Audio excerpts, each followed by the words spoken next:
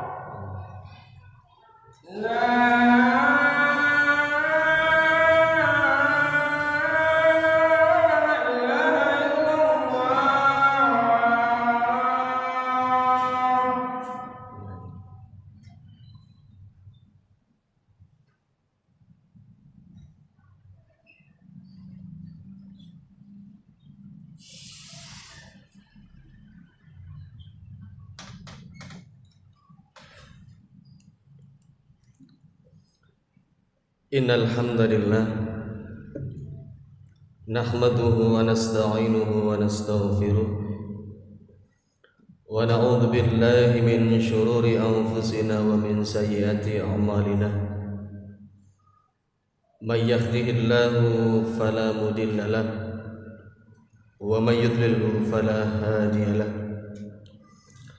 Asyhadu an la ilaha illallah wahdahu la syarika lahu وأشهد أن محمدا عبده ورسوله اللهم صل وسلم وبارك على محمد وعلى آله وأصحابه ومن تبعهم بإحسان إلى يوم الدين أما بعد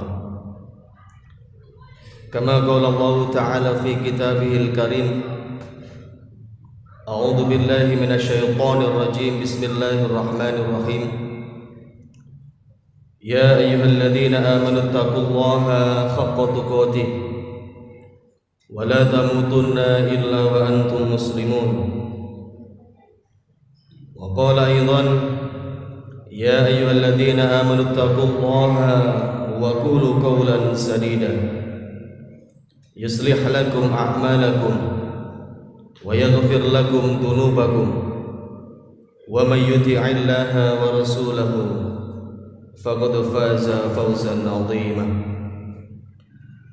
فإن أصدق الحديث كتاب الله وخير الهدي هدي محمد صلى الله عليه وسلم وشر الأمور محدثاتها وكل محدثة بدعة وكل بدعة ضلالة وكل ضلالة في النار صدق الله العظيم. Jamaah rahimakumullah wa iyyakum jami'an. Syukur alhamdulillah pada hari ini, hari Jumat, kita tetap bisa melaksanakan kewajiban kita kepada Allah Subhanahu wa taala, melaksanakan ibadah salat Jumat, meninggalkan seluruh aktivitas duniawi kita untuk bertemu Allah Subhanahu wa taala. Karena Allah lah yang telah memberikan banyak sekali kenikmatan kepada kita, baik itu nikmat iman, nikmat Islam, nikmat kesehatan serta kesempatan kepada kita. Yang kedua, tak lupa juga salawat dan salam mudah-mudahan selalu tersampaikan kepada Nabi besar kita, Nabi Muhammad sallallahu alaihi wasallam. Karena dengan perjuangan beliaulah yang tidak pernah mengenal lelah, sehingga kita bisa menikmati ad-dinul Islam ini tanpa kurang apapun. Jamaah rahimakumullah wa iyyakum jami'an. Di sini khatib berwasiat, marilah senantiasa meningkatkan iman dan takwa kita kepada Allah Subhanahu wa taala. Karena dengan dua hal inilah yang menjadi landasan utama, yang menjadi pondasi kita untuk menjalani kehidupan kita demi mengharap ridha Allah Subhanahu wa taala. Jamaah rahimakumullah wa iyyakum jami'an. Mungkin akhir-akhir ini di sekitar kita sudah banyak yang mendengar atau bahkan melihat di media elektronik ataupun di media sosial yang mana adanya tentang pengibaran bendera LGBT di wilayah Jakarta, yang mana bertempat di Kedutaan Besar Inggris. Maka kalau kita melihat kondisi yang semacam ini, kadang-kadang kita bertanya, Pak, bagaimana kondisi nanti ketika masa ini bertambah dan terus bertambah? Apakah iman anak-anak kita, apakah tauhid regenerasi kita bisa mempertahankan serangan atau gelombang yang luar biasa ini? Kalau kita tidak pernah bertanya dalam diri kita yang paling dalam, maka kita belum dianggap sebagai orang tua yang beriman. Belum lagi akhir-akhir ini pula kita juga dikabarkan tentang adanya penyakit mulut dan kuku atau kita sebut dengan PMK. Sudah 2 tahun yang lalu kita diserbu dengan ujian COVID-19. Maka kalau kita bertanya, tidak ada yang namanya orang beriman itu tidak melalui seleksi yang ketat, tidak melalui seleksi yang luar biasa. Maka mungkin sesekali kita diseleksi oleh Allah sampai-sampai kita mengeluarkan air mata.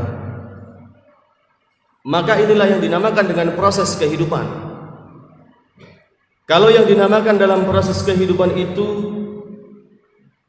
tidak mengenal minimal 3 kepercayaan untuk membawa kita dalam sebuah keselamatan yang abadi, atau kita sebut dengan al-i'tiqadul aslam, maka jangan sampai kita berharap yang lebih untuk kehidupan akhirat kita kelak. Jamaah rahimakumullah wa iyyakum jami'an. 3 kepercayaan ini yang mungkin kita sudah mengenal lebih jauh. Yang pertama tentang kepercayaan kepada ketuhanan, yaitu al-istiqadul ilahiyat. Ketika kita mengakui bahwasanya Tuhan itu mampu mengatur seluruh urusan kita, maka ketika kita mengedepankan keyakinan kepada Allah, maka Allah akan pasti meyakinkan diri kita. Kemudian yang kedua yaitu kepercayaan tentang kenabian, atau kita sebut dengan al-i'tiqadul nubuwat. Ketika suatu zaman itu semakin maju dan berkembang, maka disitulah letak rasional manusia itu diuji. Apakah kita benar-benar mengakui, mengesahkan, dan bahkan tidak akan menyaingi tentang proses kenabian itu. Mungkin kalau kita sudah mendengar banyak sekali di sekeliling kita orang-orang yang mengaku sebagai nabi. Bahkan pemikiran-pemikiran gila yang semacam inilah yang kadangkala membuat akidah kita kotor. Jamaah rahimakumullah wa iyyakum jami'an. Kemudian yang ketiga yaitu kepercayaan kepada hal-hal yang gaib. Mungkin sudah sering kita dengar bahwasanya hal-hal yang gaib ini yang paling utama adalah hal yang berkaitan dengan akhirat. Kadang-kala setiap manusia itu ketika dirinya mempunyai strata pendidikan yang semakin tinggi, maka semakin banyak hal-hal atau pertanyaan-pertanyaan besar yang muncul dalam benaknya. Kadang-kala mungkin muncul rasional itu berbanding sama dengan proses keagamaan kita, atau kita sebut dengan al-i'tiqadul ghabah. Ketika seseorang itu bisa menanamkan 3 hal ini, memperkuat 3 hal ini, maka Allah Subhanahu wa ta'ala jelas-jelas sudah menjamin kita untuk urusan akhirat kita, untuk kehidupan yang abadi kita nanti. Bahkan janji Allah itu telah jelas dalam surah Ali Imran, surah yang ketiga ayat yang ke-133 sampai 135. A'udzu billahi minasyaitonir rajim. Bismillahirrahmanirrahim. Wasari'u ila maghfiratin min rabbikum wa jannatin arduha as-samawati wal ard uiddat lil muttaqin alladziina yunfikuna fis sarra'i wad dharra wal kadhimina al ghaidha wal 'aafina 'anil nas wallahu yuhibbul muhsinin walladziina idza fa'alu fahishatan aw dhalamu anfusahum dzakarullaha fastaghfaru lidunubihim wa may yaghfirud dunuba illallah wa lam yusirru ala ma fa'alu wa hum ya'lamun. Di situ Allah menerangkan dengan jelas. Kalau kita lihat dalam kitab tafsir Ibnu Katsir, di situ Allah Subhanahu wa taala menjelaskan tentang sifat-sifat penghuni surga atau ahli surga menurut beliau. Yang pertama adalah apa? Dengan kalimat yang sangat jelas. Wasari'u ila maghfiratin min rabbikum wa jannatin arduhas samawati wal ardh. Dan bersegeralah kalian untuk memohon ampunan kepada Allah. Wa jannatin arduhas samawati wal ardh. Yang surga itu luasnya seluas langit dan bumi. Uiddat lil muttaqin, yang disediakan bagi orang-orang yang bertakwa. Jadi dengan kalimat yang jelas pada permulaan ayat ini adalah bahwa Allah itu sudah menjamin kepada kita jika kita melakukan hal-hal yang diinginkan oleh beliau. Yang pertama adalah apa yang diminta oleh Allah? Wasari'u ila maghfiratin min rabbikum. Kita sadar dan sering memohon ampunan. Kadangkala kita ini lupa, Pak. Saking nikmatnya kita itu bermuamalah, saking nikmatnya kita bekerja, saking seringnya kita itu melakukan kebaikan, kadangkala kita lupa bahwasanya kita masih banyak salah kepada Allah Subhanahu wa taala. Tapi syarat-syarat mutlak ini ditambah oleh Allah Subhanahu wa taala. Ketika kita melaksanakan hal ini, maka kita disebut dengan ahli surga. Maka apakah yang pertama selain kita memohon ampunan? Yang pertama adalah yunfikuna fis sarra wa dharra. Kita menafkahkan harta kita, mensedekahkan harta kita ketika fis sarra wa dharra, dikala keadaan kita lapang ataupun di keadaan kita sempit. Maka jangan sampai kita itu hanya bersedekah ketika kita mendapatkan rezeki yang melimpah ruah. Maka ada sebuah kisah yang dimana Rasulullah Shallallahu Alaihi Wasallam ketika melaksanakan perang Tabuk, ketika Rasulullah akan melakukan perang Tabuk, Rasulullah menyampaikan kepada para sahabatnya, wahai sahabatku, kita akan melakukan perang Tabuk. Akan tetapi kondisi paceklik yang luar biasa ini, kondisi paceklik yang sungguh amat berkepanjangan ini, mudah-mudahan Allah Subhanahu wa taala mencukupkan kebutuhan kita selama perang Tabuk. Ketika selesai Rasulullah mengatakan hal demikian, kemudian datang salah satu sahabat Rasulullah yang bernama Umar Al-Faruq. Umar Al-Faruq pun membawa separuh dari harta yang ia miliki. Kemudian menyampaikan kepada Rasulullah, ya Rasulullah, aku berikan separuh hartaku untuk kebutuhan perang Tabuk. Kemudian Rasulullah pun bertanya, wahai Umar, kalau separuh hartamu kamu berikan kepadaku untuk perang Tabuk, bagaimana dengan keluargamu? Kemudian Umar Al-Faruq pun menjawab, la ba'sya ya Rasulullah. Tidak mengapa ya Rasulullah, keluargaku sudah aku tinggalkan separuh dari hartaku untuk dinikmati. Kemudian Rasulullah pun menerimanya. Kemudian datang lagi sahabat Rasulullah yang bernama Abu Bakar radhiyallahu anhu.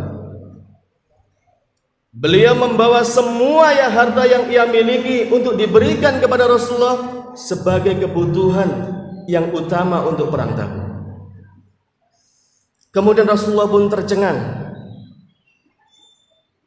Kemudian Rasulullah pun bertanya kepada Abu Bakar, wahai Abu Bakar, kalau hartamu semuanya engkau berikan kepadaku untuk kebutuhan perang Tabuk, maka bagaimana dengan keluargamu? Kemudian Abu Bakar pun menjawab, la ba'sya ya Rasulullah, tidak mengapa ya Rasulullah, keluargaku sudah aku tinggalkan dua hal. Apa itu? Yaitu Allah dan Rasulnya. Kemudian sampai yang terakhir, ada salah satu sahabat dari Rasulullah ini datang dengan kondisi yang mungkin kita sebut dengan berkecukupan. Apa yang ia bawa kepada Rasulullah? Beliau membawa segenggam kurma basah, atau kita sebut dengan tamar. Beliau mengatakan kepada Rasulullah, ya Rasulullah, aku hanya memiliki ini. Mudah-mudahan kurma basah ini cukup ketika engkau melakukan perang Tabuk. Kemudian Rasulullah pun menerima. Maka apa yang terjadi? Dengan pemberian sedekah atau menafkahkan hartanya itu, Umar dan Abu Bakar bukannya semakin berkurang, akan tetapi semakin bertambah dan bertambah hartanya. Jamaah rahimakumullah wa iyyakum jami'an. Oleh sebab itu, Rasulullah pun juga menguatkan dalam sebuah sabdanya yang diriwayatkan oleh Imam Muslim. Di situ Rasulullah bersabda, "Mana qasat shadaqatum mimmal." Tidak akan berkurang sedikit pun harta yang kau sedekahkan. Maka kalau kita berpikir, Pak, kadang-kala rasional anak-anak itu jangan sampai kita ikuti. Kalau anak-anak mempunyai sebuah barang atau hal yang dia cintai, kemudian ia berikan kepada temannya, lalu menganggap punyaku sudah berkurang. Apabila kita sudah masih memiliki pemikiran yang semacam ini, maka na'udzubillah min dzalik, banyak hal yang perlu kita benahi, Pak, dalam diri kita. Jamaah rahimakumullah wa iyyakum jami'an. Kemudian sifat yang kedua yaitu wal kadhiminal ghaidha, menahan amarah. Maka apa batasan menahan amarah itu? Menahan amarah ini ada batasannya. Hanya ketika diri kita dihina, hanya ketika diri kita direndahkan, hanya ketika diri kita difitnah, dan hanya ketika diri kita dikucilkan. Ini adalah batasannya. Maka ketika hal-hal yang kita sudah membatasi dengan ranah yang sensitif dan sudah masuk ke dalam penghinaan terhadap agama kita, penghinaan terhadap kitab Allah, penghinaan terhadap ketuhanan dan kenabian yang berkaitan dengan umat Islam, maka sudah berbeda.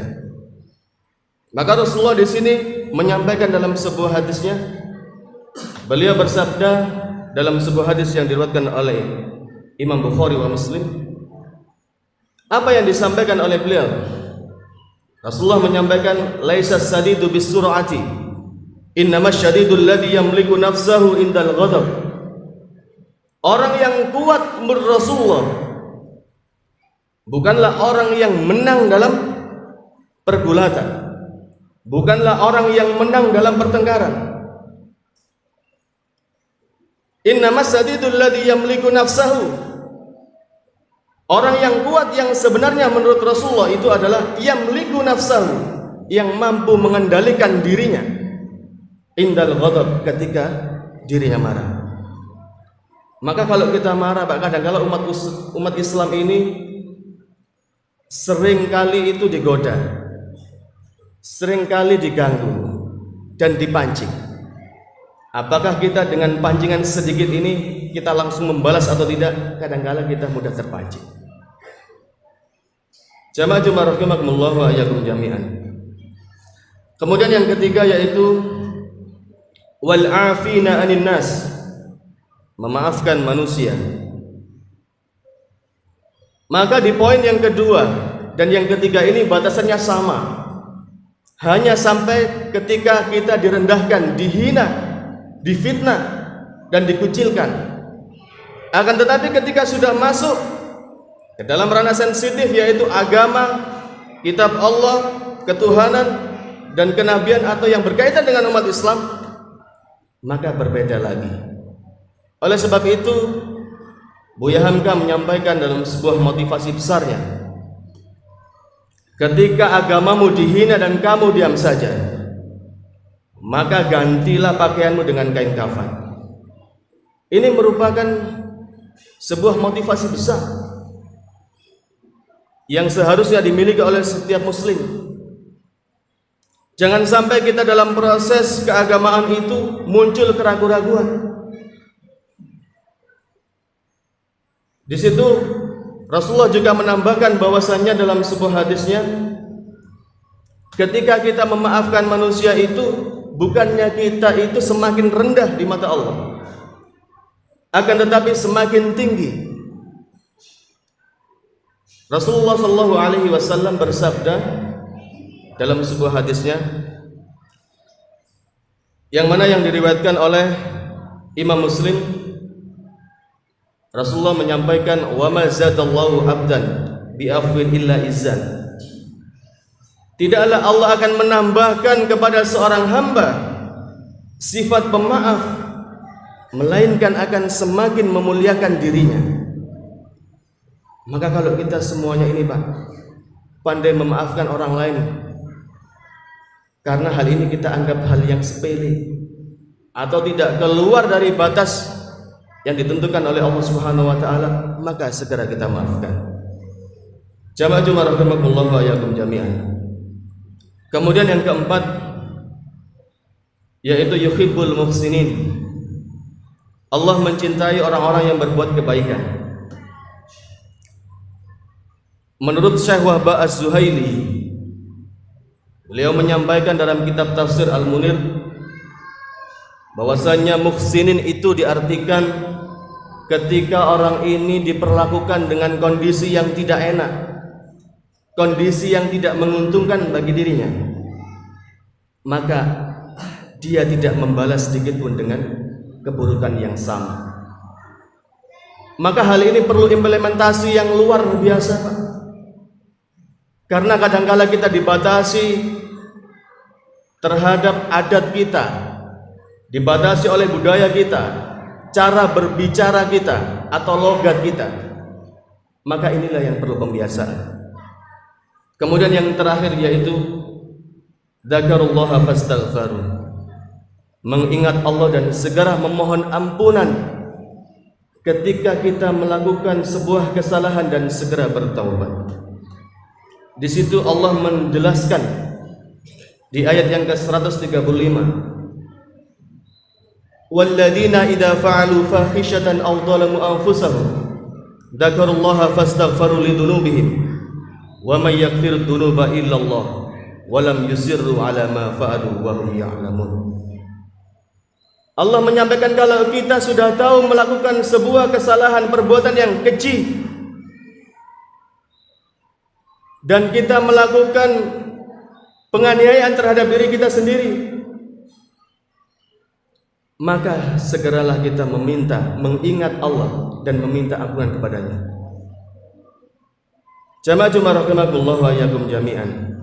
Maka sifat-sifat inilah yang ketika kita melaksanakan dan mengimplementasikan ketika di masyarakat, maka niscaya Allah Subhanahu wa taala memberikan ridho kepada kita dan memudahkan proses beragama kita, sehingga pada akhirnya Allah Subhanahu wa taala memanggil kita dalam keadaan husnul khotimah. Amin amin ya rabbal alamin. Demikianlah khutbah yang pertama ini yang dapat kami sampaikan. Kiranya bisa menjadi muhasabah untuk diri kita bersama, sehingga Allah Subhanahu wa taala memudahkan langkah kita untuk mendapatkan surganya. Amin amin ya rabbal alamin. Aqulu qouli hadza fastaghfiruhu innahu huwal ghafurur rahim.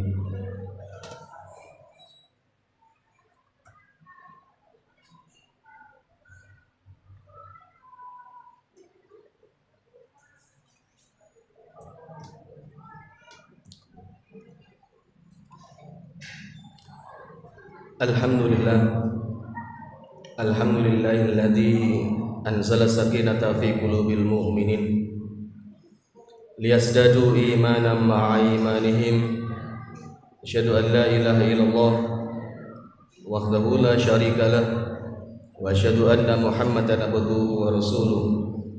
Allahumma salli wa sallim wa barik ala Muhammadin wa ala alihi wa ashabihi wa man tabi'ahum bi ihsanin ila yaumiddin, amma ba'du. Jamaah Jumat rahimakumullah wa iyyakum jami'an. Marilah di khutbah yang kedua ini kita bermunajat kepada Allah Subhanahu wa taala. Kita sampaikan permasalahan kita. Kita sampaikan permasalahan umat kita kepada Allah Subhanahu wa taala. Kita sampaikan permasalahan dalam bernegara kepada Allah Subhanahu wa taala. Kita sampaikan segala apapun yang ingin kita sampaikan kepada Allah, sehingga Allah pun mendengar dan memberikan solusi yang terbaik untuk kehidupan kita. Marilah kita bermunajat kepada Allah Subhanahu wa taala. Innallaha wa malaikatahu yusholluna 'alan nabi ya ayyuhalladzina amanu shallu 'alaihi wa sallimu taslima. Allahumma shalli 'ala Muhammad wa 'ala ali Muhammad walhamdulillahi rabbil alamin. Hamdan syakirin, hamdan na'imin, hamdan yuafi ni'amahu wa yukafi mazida. Ya Rabbana lakal hamdu kama yanbaghi li jalali wajhikal karim wa 'azimi sultani. Rabbana ighfir lana wa li ikhwanina alladhina sabaquna bil iman wa la taj'al fi qulubina ghillan lil ladzina amanu rabbana innaka ra'ufur rahim. Rabbana dhalamna anfusana wa illam taghfir lana wa tarhamna lanakunanna minal khasirin. Rabbana arinal haqqa haqqan warzuqna ittiba'ah wa arinal batila batila warzuqna ijtinabah. Rabbi habli minas solihin, Rabbi habli minas solihin, Rabbi habli minas solihin. Rabbana hab lana min azwajina wa dhurriyyatina qurrata a'yun waj'alna lil muttaqina imama. Rabbana atina fid dunya hasanah wa fil akhirati hasanah wa qina adzabannar. Subhanaka rabbika rabbil izzati amma yasifun wassalamun alal mursalin walhamdulillahi rabbil alamin. Ibadallah, innallaha ya'muru bil adli wal ihsan wa ita'i dzil qurba wa yanha 'anil fahsya'i wal munkar wal baghi ya'idukum la'allakum tadhakkarun wa la dzikrullahi akbar.